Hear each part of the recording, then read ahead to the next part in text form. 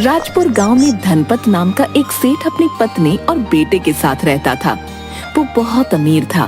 गांव में उसका बहुत बड़ा कारखाना चलता था। वो अपने सामने किसी को कुछ नहीं समझता था। उसने एक आलीशान कोठी बनवाई और पूरे गांव को भोज पर बुलाया। बाबूलाल, मेरी कोठी का जश्न मनाने के लिए पूरे गांव को भोज पर बुला लो। सेठ जी, पूरे गांव को एक बार फिर सोच लीजिए।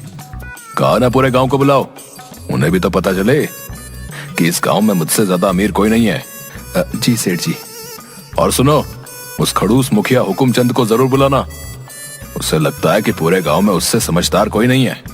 जी सेठ जी, जैसी आपकी इच्छा। 2 दिन बाद आइए आइए, भोज के लिए उधर पधारिए। अरे वाह, सेठ जी ने इंतजाम बढ़िया किया भाई। भैया मान गए। इस पूरे गांव में धनपत जैसी दरिया दिली किसी में नहीं, जो पूरे गांव को पंगत में बैठने का न्योता दे डाला भैया।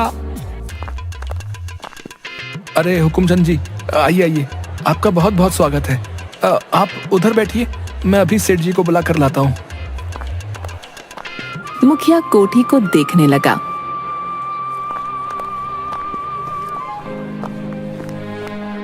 और कैसे हो मुखिया जी? मैं ठीक हूँ। आज तो तुमने बड़ी रौनक लगा रखी है। बहुत दिनों से सोच रहा था, रहने वाले 3 जन हैं तो क्या हुआ, अपने लिए एक कोठी बनवा ही लूं।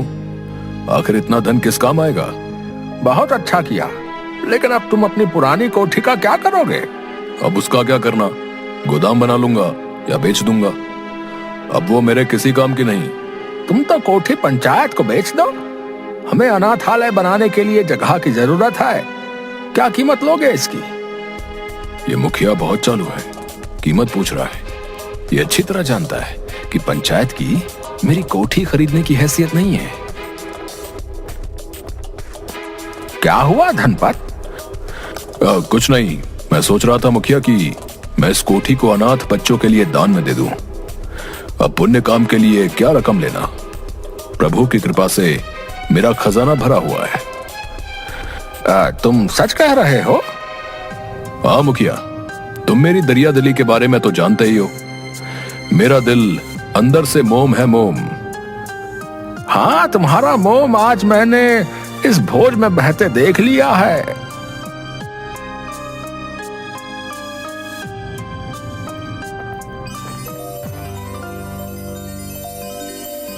कारखाने में जमीला, क्या बात है? आजकल तुम मजदूरों से ठीक से काम नहीं ले रहे हो। मैं तुम लोगों को काम के पैसे देता हूँ, आराम से बैठने के नहीं।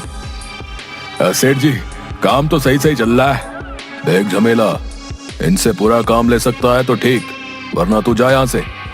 अब ऐसा ना कहिए सेठ जी, मैं गरीब कहाँ जाऊंगा।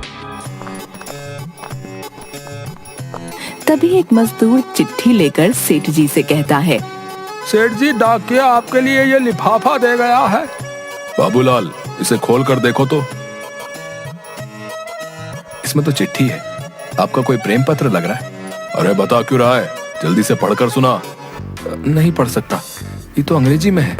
तुम मेरे पूरे कारखाने का हिसाब किताब करते हो और अंग्रेजी नहीं पढ़ सकते? क्या फायदा ऐसे मुंशी का। ऐसी बात नहीं है, मुझे थोड़ी सी अंग्रेजी पढ़नी आती है।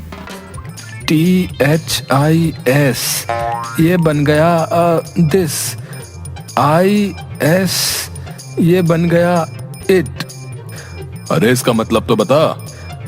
मतलब आपने तो खाली पढ़ने के लिए कहा था, मतलब मुझे नहीं पता। अबे अकल के अंधे आदमी, तू रहेगा मुंशी? जब अकल बट रही थी तब कहाँ था तू?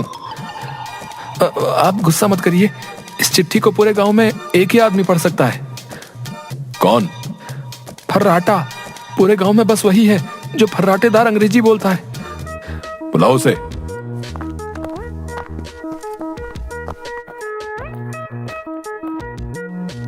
कहो बाबूलाल, आज मुझसे क्या काम पड़ गया है? भाई ये चिट्ठी अंग्रेजी में है, जरा पढ़कर बता दो क्या लिखा है। 50 रुपए लगेंगे पढ़ने के। तुम चिट्ठी पढ़ने के रुपए लोगे? हाँ, अगर पढ़वानी है तो बोलो, वरना मेरा समय बर्बाद मत करो। हाँ अच्छा, ये लो रुपए, अब पढ़ो। This is to inform you mister Dhanpat. अरे बताओ तो इसका मतलब क्या है? 100 रुपए और दो तो पूरी चिट्ठी समझाता हूँ। फिर रुपए, ये क्या बात है? अच्छा ये लो, अब बताओ। सेठ जी, ये चिट्ठी शहर की एसआर कंपनी से आई है। इसमें लिखा है वो आपको माल का बड़ा ऑर्डर देना चाहते हैं, इसलिए आप अपने माल का सैंपल भेज दो। ये देखो, पूरा लिस्ट लिखा हुआ है। आप बोलो तो मैं ये बाबूलाल को सब समझा दूंगा, पर जरा मेरा ध्यान रखना। हाँ क्यों नहीं, तुम सब समझा दो। ठीक है, तो मैं कल सुबह आकर सब समझा दूंगा। है बाबूलाल, अभी तुम जाओ और कल इस फर्राटा से सब समझकर सैंपल भेजने की तैयारी करो। जी सेठ जी। सेठ मशीनों को देखने के बाद ठीक से सब देख के ताला लगाना। अरे तुम अभी तक यहीं पर हो, तुम्हारा काम हुआ कि नहीं? सेठ जी सब तैयार है, बस फिट नहीं हो रहा। छोड़ो, तुम्हारे बस का कुछ नहीं है। मेरे एडवांस रुपए वापस कर देना। सेठ के जाने के बाद भाई कारखाना बंद मत करना, मैं अभी 10 मिनट में सामान लेकर आता हूँ। कुछ दिन बाद बाबूलाल, उस शहर वाली कंपनी का कोई जवाब आया कि नहीं? नहीं सेठ जी। सैंपल ठीक से भेजा था ना? बड़ा ऑर्डर आना था। सेठ जी, मैंने सब बढ़िया भेजा था। बाबूलाल, तू मुझे डुबो देगा। तूने जहां जहां सैंपल भेजा कुछ नहीं हुआ। तभी 2 पुलिस वाले आए। अरे सेठ धनपत कौन है? क्या हुआ? मैं हूँ सेठ धनपत। अरे तुम्हें हमारे साथ थाने चलना होगा रे। शिकायत आई है तुम्हारी, तुम्हारा माल जो है नकली है। नहीं नहीं साहब, हमारा माल 100% असली है, कोई मिलावट नहीं होती। रे एसआर कंपनी ने शिकायत की है। तुमने उन्हें जो सैंपल भेजे ना, सब मिलावटी हैं। अगर ऐसा माल बाजार में गया ना तो तहलका मच जाएगा बे। आपको गलतफहमी है, हमारे यहाँ ऐसा काम नहीं होता साहब। पुलिस वाले सेठ को पकड़ कर ले जाते हैं।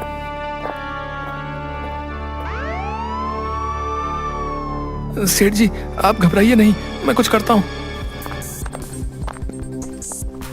2 आदमी आकर कारखाने को सील कर देते हैं। ये आप क्या कर रहे हैं? सेठ पर अदालत में केस चलेगा, उसके बाद ही पता चलेगा इस कारखाने का क्या होगा। अगला ऑर्डर आने तक ये कारखाना बंद रहेगा। रे सेठ, सब सच सच बता। अब कहा ना, मेरे कारखाने में कोई मिलावट वाला माल नहीं बनता। किसी ने झूठी शिकायत की है। रे हमारे पास सब सबूत हैं। सारे मिलावटी सैंपलों पर तुम्हारे कारखाने का नाम है। तुम सच्चे हो तो सबूत लाओ ना फिर। लाल, तुम्हारी जमानत हो लिए, जाओ, अदालत का नोटिस पहुंच जाएगा तुम्हारे पास। चलो। घर पर सेठ बहुत चिंतित था। सुनिए जी, आपके जाने के बाद 5 लोग आए थे, बोलकर गए हैं कि हमारा रुपया 2 दिनों में वापस कर दो, वरना अच्छा नहीं होगा। मैं इतने सालों से व्यापार कर रहा हूँ और ये लोग। मुझसे उनकी बातें नहीं सुनी जाती, आप उनके रुपये दे दीजिए। कारखाना भी बंद हो गया। घर चलाने और केस चलाने के लिए भी रुपए चाहिए। धनपाट, ओ धनपाट। आइए आइए मुखिया जी, बैठिए, मैं पानी लेकर आती हूँ।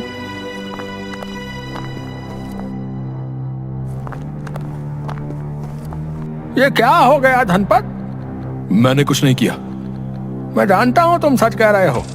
किसी ने तुम्हारे खिलाफ साजिश रची है। मुझे ये सब बाबूलाल का किया धरा लगता है।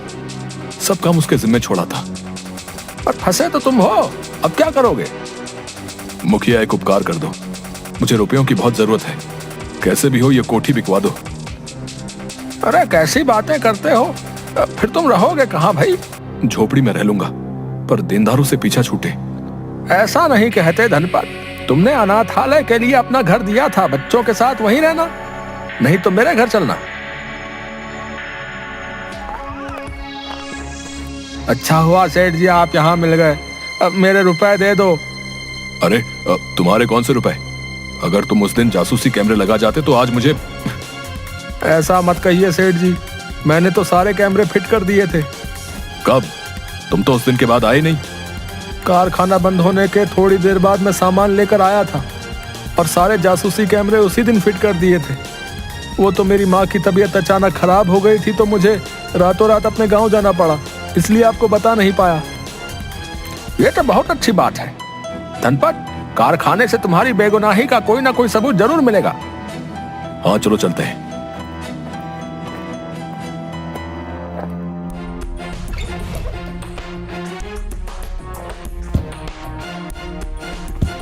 तीनों खिड़की से कारखाने में घुसते हैं।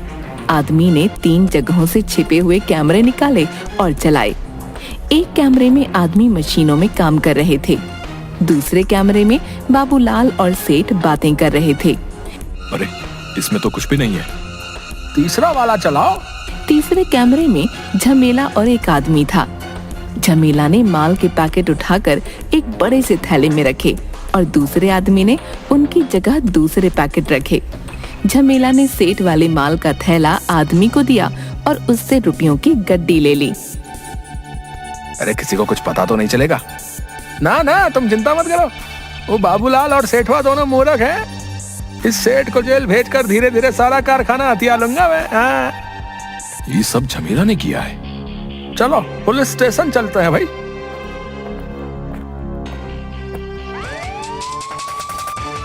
दो पुलिस वाले झमेला को घर से पकड़ते हैं। अरे मैंने क्या किया है? रे मिलावटी माल तूने रखा है, फंसाओ सेठ को रहा है। मैंने कुछ नहीं किया, वो सेठ झूठ बोल रहा है।